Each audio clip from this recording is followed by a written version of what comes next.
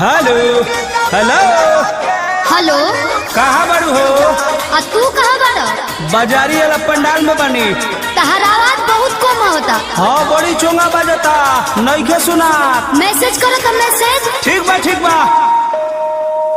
जय माता दी जय जय हो जय माता दी, जय माता दी जय जय हो जय माता दी।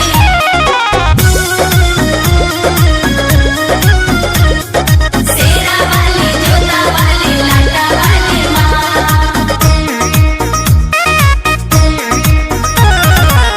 नवमी नवरात के तो मेला में हो, कहाँ करे यही लोग अकेला में हो। क्या करना है आप? अरे पहली आप तो पहले। नवमी नवरात के तो मेला में हो, कहाँ करे यही लोग अकेला में हो। कहाँ बहरा बताओ हो। करतनी फोनवा रे हमर सोनवा मूर्ति भी आवो हो। बुआ बुआ भेजले बिया मैया के चढ़ावो हो।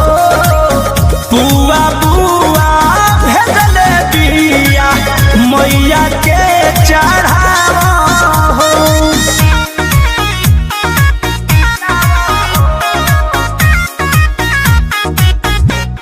जय माँ जय माँ जय माँ जय माँ जय माँ जय माँ।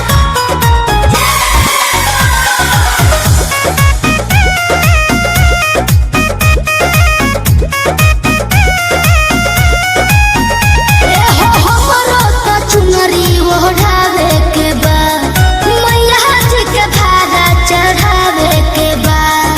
शेरा वाली जोता वाली लाटा वाली माँ। सीधे सीधे चले आवा भेडाली लोकेशन, भइल पंडाल में बा पूरा डेकोरेशन। हे तोले पान फूल मंगावा हो। करतनी फोनवा ए हमर सोनवा मूर्ति भी आवो हो। बुआ बुआ भेजले बिया मैया के चढ़ावो हो। बुआ बुआ भेजले बिया मैया के चढ़ावो हो। जय माता दी जय जय हो जय माता दी, जय माता दी जय जय हो जय माता दी। Music by Arya Sharma. शेरा वाली जोता वाली लाटा वाली माँ। ए हो आवे से पहिले बतहिलो ना, कृष्णा बेदर दी प्रमोद के लहिलो ना। अकेले आने की क्या जरूरत है? चुप चुप चुप चुप। सुनो बाबू, ई बात धनी सिगरेट रखी हा, पूजा करत में देख रेख रखी हा। ओके जी जोनी जिया डरावो हो। करतनी फोनवा ए हमर सोनवा मूर्ति भी आवो हो। बुआ बुआ भेजले बाड़ी मैया के चढ़ावो हो। बुआ बुआ भेजले बिया मैया के चढ़ावो हो। नवमी नवरात के तो मेला में हो, कहाँ करे यही लोग अकेला में हो। कहाँ बहरा बताओ हो।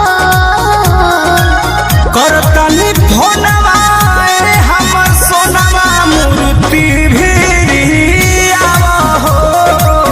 बुआ बुआ भेजले बाड़ी मैया के चढ़ावो हो। बुआ बुआ भेजले बिया मैया के चढ़ावो हो। आके चढ़ावो।